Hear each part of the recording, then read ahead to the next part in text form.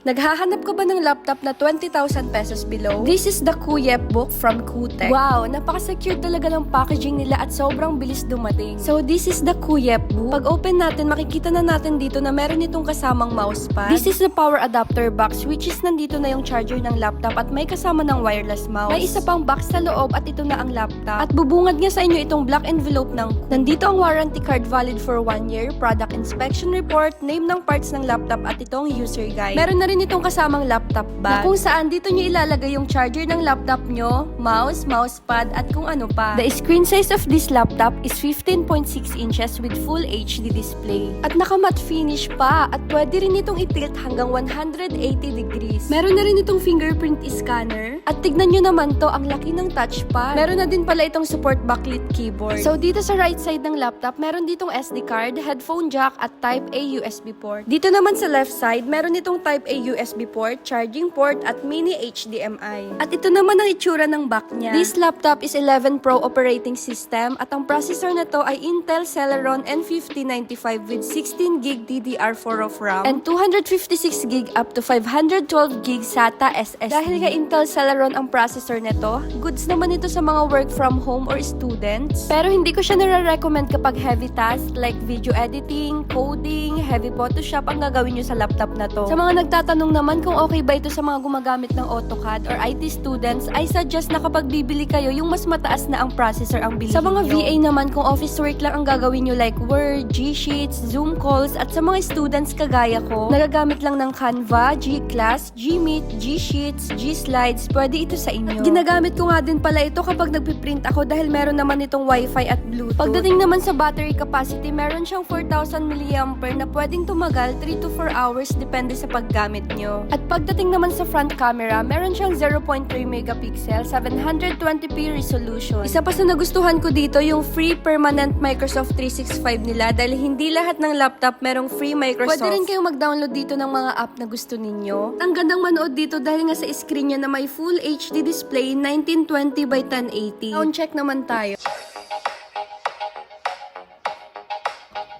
O, diba? Narinig nyo yun? Para sa akin, goods na rin ito para sa mga wala pang budget dyan. Kaya kung interesado rin kayo dito, ilalagay ko na lang itong product na to dyan sa description box kung saan ko ito nabili.